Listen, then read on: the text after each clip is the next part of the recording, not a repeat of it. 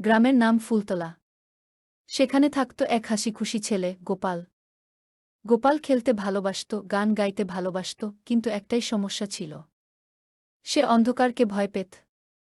রাতে মা যখন ঘরের আলো নিভিয়ে দিতেন, গোপাল চাদর মুড়ি দিয়ে কাঁপত। মা, আলোটা জ্বালিয়ে দাও না, অন্ধকারে ভূত আসে। মা হেসে বলতেন, ভূত বলে কিছু নেই রে বাবা, ভয় পেও না গ। তবুও গোপাল রাতে একা ঘুমোতে পারত না।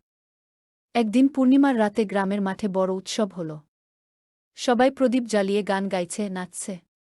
গোপালও মজা করছিল। কিন্তু হঠাৎ একদিকে দেখে ঝোপের পাশে কিছু একটা নড়ছে। চোখ কচলে তাকিয়ে দেখল, সাদা কাপড়ের মতো কিছু একটা ভেসে বেড়াচ্ছে। গোপালের বুক কাঁপতে লাগল, সে দৌড়ে বাড়ি ফিরে গেল। ও মা, আমি ভূত দেখেছি।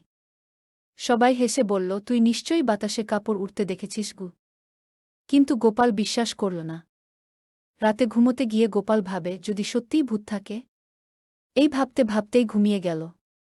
হঠাৎ নরম একটা কণ্ঠস্বর, গোপাল, ঘুমাচ্ছ? গোপাল চমকে উঠল। চারদিকে তাকায়, কেউ নেই। আবার সেই কণ্ঠস্বর, ভয় পেও না, আমি তোমার বন্ধু ভূতগু।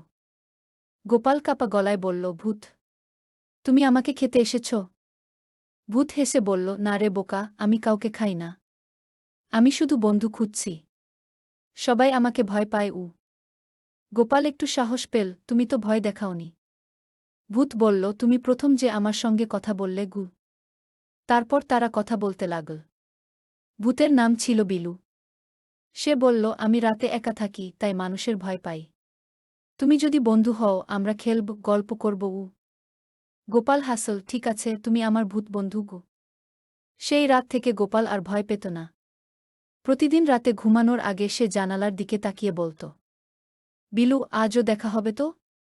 আর জানলার বাইরে মৃদু আলো ঝলমল করত, বিলু তার উত্তর দিত। একদিন গোপাল মাকে সব কথা বলল। মা মুচকি হেসে বললেন, দেখেছিস, ভয়ও যদি বোঝা যায়, সেও বন্ধু হয়ে যায়। এরপর থেকে গোপাল অন্ধকারকে আর ভয় পায়নি। সে অন্য বাচ্চাদেরও বলত, অন্ধকার মানেই ভূত নয়, বরং বন্ধুত্বের শুরু। ভূতবন্ধু বিলু মাঝে মাঝে পূর্ণিমার রাতে মাঠে আসে।